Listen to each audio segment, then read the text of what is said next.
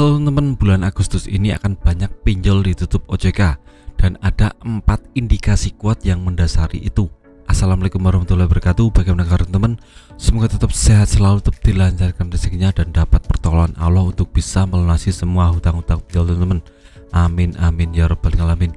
Nah, di video kali ini khusus saya akan bahas tentang bulan ini mungkin akan banyak sekali pinjaman online yang akan ditutup dan diilegalkan OJK, karena saya sudah merangkum berbagai macam hal 4 indikasi kuat yang mendasari pernyataan saya ini.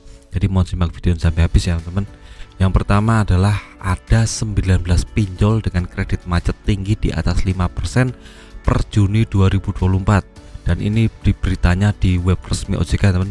Jadi sudah ada 19 pinjol yang sudah bermasalah dengan OJK. Nah, ini kita tahu untuk peraturan OJK untuk kredit macet alias gagal bayar itu tidak boleh lebih dari 5%. Kalau lebih dari 5% maka akan langsung diinvestigasi oleh OJK, langsung akan dicek detailnya kenapa bisa seperti itu, karena galbay lebih dari 5% itu sangat mengkhawatirkan.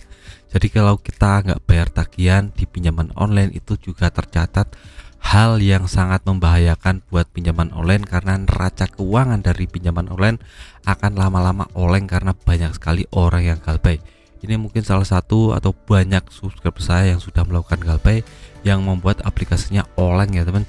5% itu sangat berbahaya sekali. Jadi mungkin kalau umpamanya ini tidak ditangani secara serius oleh pinjaman online, maka OJK akan menerapkan sanksi-sanksi yang akan memberatkan pinjaman online. Yang pertama sanksi administrasi, dan paling fatal sanksi dicabut izinnya oleh OJK.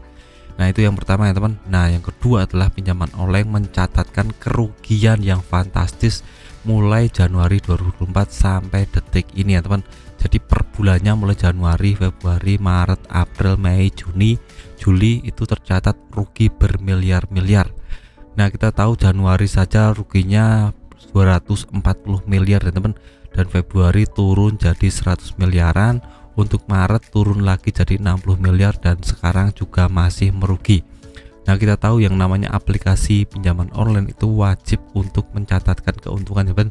Kalau sampai rugi ya tidak bisa menjangkau atau membayar developer, membayar instansinya, perusahaannya, banyak sekali hal yang menyangkut itu. Jadi umpamanya rugi bermiliar-miliar, kita tunggu saja ke depan apakah akan bangkrut atau tidak. Neraca keuangannya akan oleng dan banyak investor yang akan lari karena aplikasi ini rugi terus ya teman. Jadi mungkin Agustus ini akan jadi kiamat bagi pinjaman online. Nah, untuk yang ketiga adalah investor mulai kabur ya teman. Dengan adanya permasalahan ini yang sangat rumit sekali, dari mulai pinjaman online yang mencatatkan galbay lebih dari 5%, kerugian yang terus-menerus, ini membuat investor berpikir 2 kali untuk menanamkan modalnya di pinjaman online, karena terbukti tidak ada profitnya atau tidak ada untungnya. Jadi investor mencabut uangnya di pinjaman online dan lari ya teman. Jadi dia cari platform yang lain yang bisa mendapatkan keuntungan lebih dari pinjaman online ini, karena pinjaman online ini terkonfirmasi masih merugi sampai hari ini. Jadi kuat-kuatan modal saja, kalau tidak kuat ya langsung jebol, langsung rugi 100% dan jadi ilegal karena neraca keuangannya tidak sehat.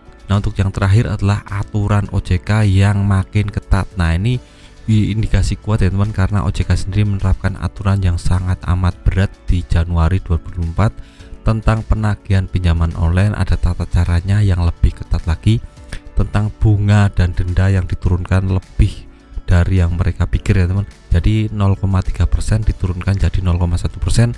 Ini menjadi pukulan telak buat pinjaman online, karena ya 0,1% untuk ambil untung itu marginnya sangat sedikit sekali, dan pinjaman online sekarang banyak yang oleng yang akan bangkrut. Nah, kita lihat saja ke depan apakah akan kuat permodalannya atau tidak, karena investor juga pada kabur. Kita akan pantau terus untuk Agustus, September, Oktober apakah akan kuat. Kita lihat di kuartal kedua teman, karena kita tahu untuk pinjaman online yang kuat sekarang itu pinjaman online yang besar-besar seperti Akulaku, Kredivo, Shopee, Paylater dan lain-lain, itu yang kuat ya teman. Kalau pinjaman online kecil itu biasanya untuk neraca keuangannya masih amat sangat sedikit sekali atau rentan untuk bangkrut ya teman, karena kita tahu permodalannya cuma cekak, tidak sekuat Akulaku dan Kredivo.